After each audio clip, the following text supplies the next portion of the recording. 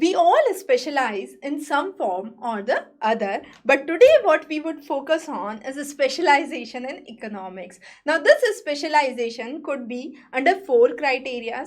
It could be an individual specializing, be it in a kind of professional achievement. So, it could be doctors, lawyers, engineers, community workers, or whatsoever.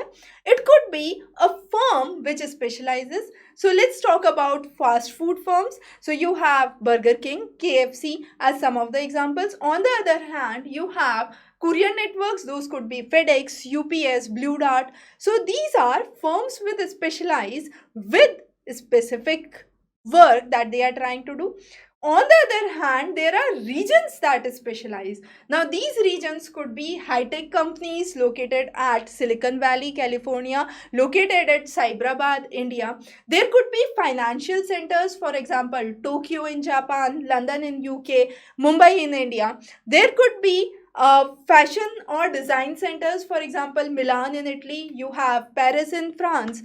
So these are regions that specialize. Sometimes it's very interesting to understand there are countries that specialize. For example, Bangladesh, India is specializing for textiles. You have Vietnam, Thailand specializing for their rice varieties. Similarly, Jamaica specializing for tourism. Now, whenever there is resource that is present at a given location, there would be specialization because of the resource that is present in a specific area. You have specialization that occurs in that region, and certain kind of concentration starts to occur. Now, this concentration, because of the abundance of resources, gives rise to unique industries might be, or unique variations from another areas, and gives a cost advantage to that region. Once this region has a cost advantage, it has numerous benefits. Now, these benefits are in the form of labor productivity, because the labor present in that region is specified or is skilled to do certain work. For example, let's take gold in South Africa. Now, this is a specialization which is seen in a region.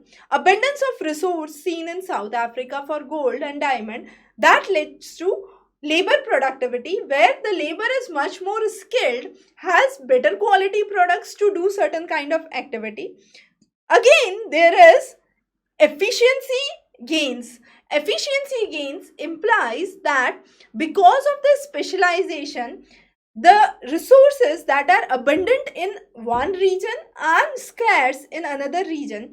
The region which has abundance of those resources can better optimize and give a better efficiency. This would lead to higher productivity, higher GDP.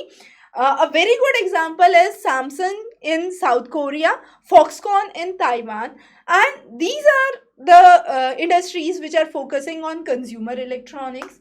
Again, it gives rise to higher productivity. Higher productivity makes your production possibility curve shift outward. So let's say with a given technology, this is the production possibility curve you have. With higher technological advancement, your production possibility curve would shift, and therefore you would have higher productive capacity that would be seen. So coming on to economies of scale.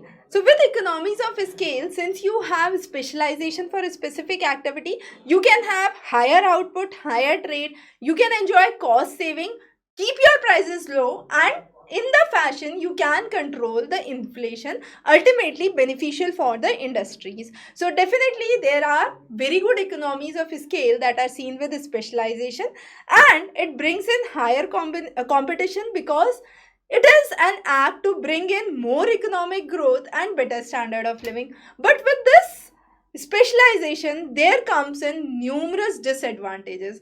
The first major disadvantage that comes in is over specialization. This would be worst affected during the time of economic downturn. So let's say Liberia is one of the nations which has 61% of the GDP from agriculture. What would happen if there is an adverse climatic situation? Liberia would be worstly affected, and that would affect the specialization that it has. So over specialization affects because there is lack of variety that is seen. So the next important concept that we focus is higher labor turnover. That means workers have a tendency to leave job considering that this job becomes boring. I don't want to move forward with this job. On an average, if the labor turnover is 12.5% in an economy, that means 1 in every 8 of the workers which would leave the job. And if this is the trend, it becomes a big burden onto the economy, because every time the firm hires, they would have to train new workers, and it becomes a costly proposition for the firm. The next major disadvantage is the labor mobility is very less. Sometimes they are poorly paid, they receive very little training, and specialization is kept to a limited few, because those who are highly specialized would have high salary demands, and their training would again be much more difficult, which would give or reduce the economic efficiency and international competition in the market. So there is, with the specialization, there is lack of variety of customers. For example, Foxconn produces iPads and iPhones for Apple. So what would happen? It would come in few variations, few versions that could be seen, and very few colors. But if a customer is looking for, might be another similar imported brand which has much better designs, much better range of colors that would be seen, there is where the consumer might shift. And here is what we talk about, the lack of variety for the customer perspective.